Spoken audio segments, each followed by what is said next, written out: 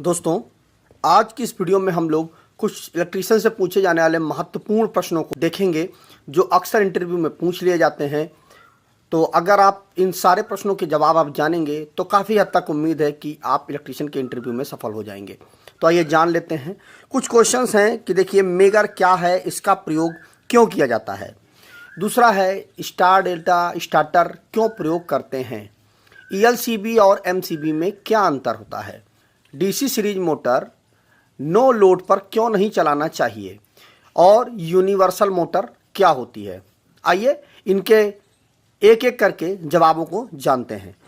Interview में जब भी आप बैठें तो जो आपसे एग्जामिनर आपका या जो सामने आपसे जो पूछ रहे हैं प्रश्न, वो जो चीज़ें पूछें उनका उतना ही समुचित उत्तर दें। बहुत ज़्यादा बोलने की कोशिश ना करें, क्योंकि जितना ही ज़्यादा आप बोलेंगे उतना ही ज़्यादा आप फंसते चले जाएंगे। इसलिए उतना ही जवाब दें जितना ज़रूरत हो। तो सबसे पहले पूछेंगे कि मेगर क्या होता है। तो मेगर जो होता है यह एक इंसुलेशन टेस्टर इसको बोलते हैं। मतलब यह किसी भी उपकरण का, मान लीजिए कोई हमारी केबल है या कोई हमारी मोटर है या कोई हमारी सर्किट है इलेक्ट्रिकल की, उसमें हम मेगर की मदद से उसका इंसुलेशन टेस्ट करते हैं। अब इंसुलेशन कैसे टेस्ट किया जाता है, मान लीजिए ये हमारी एक केबल है, ठीक है, और इसमें ये हमारा वायर निकला हुआ है।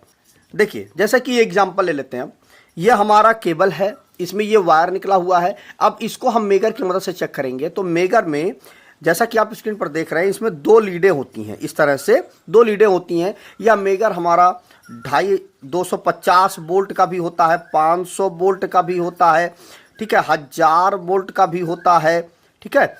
तो इस तरह से हमारा जो मेगर होता है। अब बात आती है कि इसको हम कैसे चेक करेंगे। तो देखिए, इसमें जो दो लीडें होती हैं, एक लीड को हम यहाँ पर लगाएंगे और एक लीड को हम यहाँ पर लगाएंगे, जो हमारा मेटल होगा। तो ये बताएगा कि यह केबल कितनी इंसुलेटेड है। मतलब इसका जो ये मेटल का हिस्सा है जिसमें हमारी इलेक्ट्रिसिटी फ्लो होगी, वह ऊपर की पीवीसी से कितना इंसुलेटेड है। क्या इसमें लीकेज करंट इस ऊपर वाली पीवीसी में फ्लो होगा या कितना सुरक्षित है, कितना सेफ है। जब इसमें जो वैल्यू आती है वह मेगा ओम में आती है। अगर मेगा ओम में वैल्यू आती है तो हम जिस उपकरण को चेक कर रहे हैं वह उपकरण बहुत ही अच्छा है, उसमें हम इलेक्ट्रिसिटी की सप्लाई देते हैं तो वह किसी भी प्रकार से उसमें कोई फॉल्ट नहीं आएगा। तो जो हमारा मेगर होता है वह केवल और केवल इंसुलेशन को चेक करता है। किसी भी सर्किट की या मोटर की या केबल की बेहतर टेस्टिंग हम मेगर से ही कर सकते हैं, क्योंकि यही एक ऐसा उपकरण है जो इलेक्ट्रिसिटी को फ्लो करा करके एक्चुअल में उसकी आईआर वैल्यू को चेक करता है। तो इतना आप बोलेंगे तो आपका जो इंटरव्यू होगा वो बेहतर होगा। इसके बाद इसका प्रयोग हम क्यों किया जाता है।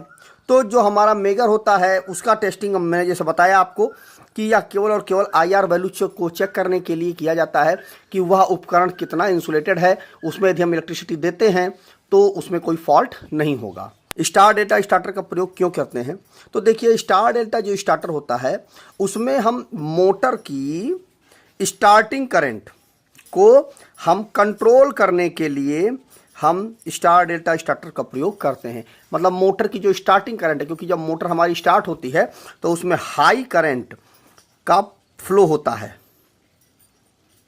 ठीक है। अब यही हाई करंट अगर बहुत ज़्यादा मोटर के अंदर चली जाएगी तो मोटर हमारी जल जाएगी। तो उसी को कंट्रोल करने के लिए हम स्टार डेल्टा स्टार्टर का प्रयोग करते हैं। अब हो सकता है आपसे यह पूछ लें कि जो हमारी स्टार डेल्टा स्टार्टर में जो करंट कंट्रोल करता है तो वह कैसे कंट्रोल कर लेता है। आपसे यह प्रश्न पूछा जा सकता है। तो आप यह जवाब देंगे कि जब भी हम मोटर को स्टार और डेल्टा में चलाते हैं तो सबसे पहले जो हमारी मोटर होती है वह स्टार में चलती है। उसके कुछ देर के बाद फिर हमारी मोटर डेल्टा में जाती है। तो कैसे होता है, सबसे पहले जब हम मोटर को चलाते हैं तो इसमें मेन का कॉन्टैक्टर होता है, एक स्टार का कॉन्टैक्टर होता है और एक डेल्टा का कॉन्टैक्टर होता है। 3 कॉन्टैक्टर होते हैं और एक हमारा टाइमर होता है, ठीक है। तो सबसे पहले जब हम उस बटन को ऑन करते हैं तो मेन कॉन्टैक्टर और स्टार का कॉन्टैक्टर ये दोनों मिल करके मोटर को सप्लाई देते हैं और मोटर हमारी चलने लगती है। फिर जब 75% आरपीएम हो जाता है मोटर का तो वह क्या होता है कि टाइमर इसमें टाइम डिले करता है और मेन के साथ में हमारा डेल्टा कॉन्टैक्टर कनेक्ट हो जाता है, स्टार कॉन्टैक्टर हमारा हट जाता है और हमारी मोटर मेन और डेल्टा में चलने लगती है। अब बात आती है कि वह स्टार्टिंग करंट को वह कैसे कंट्रोल कर लेता है। तो स्टार्टिंग करंट को देखिए, सबसे पहले हम क्या करते हैं, मोटर को 415 वोल्ट हम मोटर के इनपुट में देते हैं। तो वह स्टार्टिंग करंट को कैसे करंट करता है, क्या करता है वो कि जो वोल्टेज होती है उसको वह कम जाने देता है मोटर के अंदर। कैसे कि देखिए, जो 415 वोल्ट होता है ना, इसमें यह डिवाइड कर देता है √3 का, मतलब 1.732 का डिवाइड करके मोटर के अंदर जब सप्लाई जाती है तो वह लगभग 239 वोल्ट की सप्लाई ही मोटर के अंदर जाती है, जिससे मोटर का जो स्टार्टिंग करंट होता है वह, चूंकि वोल्टेज कम जाएगा तो स्टार्टिंग करंट हमारी रिड्यूस हो जाएगी, कम जाएगी। इसीलिए हम स्टार डेटा स्टार्टर का उपयोग करते हैं कि जो स्टार्टिंग करंट होता है मोटर का उसको हम कंट्रोल कर सकें। इसके बाद अगला प्रश्न है कि ELCB और MCB दोनों में क्या अंतर होता है।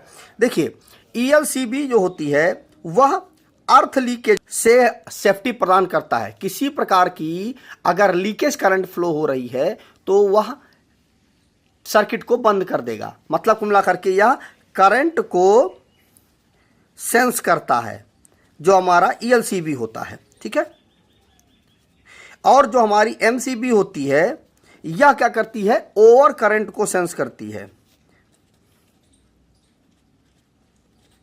मतलब किसी प्रकार से ओवर करंट यदि सर्किट में फ्लो होगा तो MCB हमारी ट्रिप कर जाएगी। अब ओवर करंट कहां से फ्लो होगा, ओवर करंट हमारा शॉर्ट सर्किट यदि हो रहा है तो होगा, या कहीं पर ओवरलोड हो रहा है।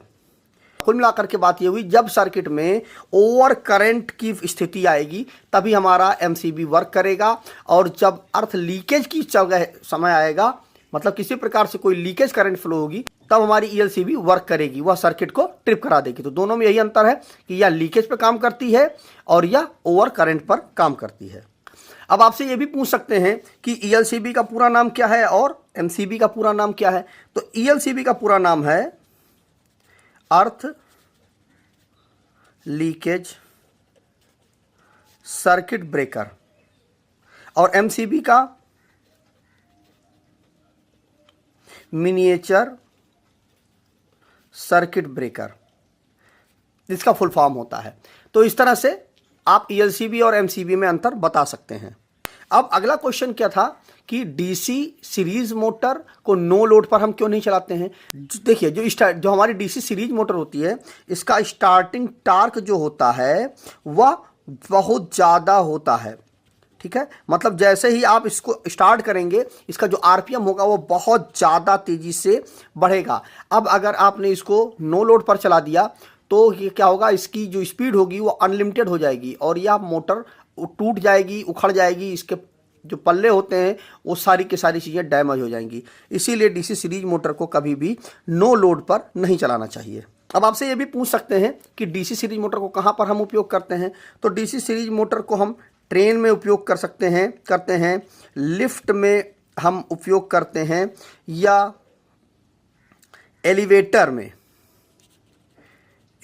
में भी हम इसका उपयोग करते हैं। मतलब मिला करके जहां पर हमें हाई अमाउंट ऑफ टार्क की जरूरत होती है वहां पर हम DC सीरीज मोटर का उपयोग करते हैं। अब अगला है कि हमारा यूनिवर्सल मोटर क्या होती है।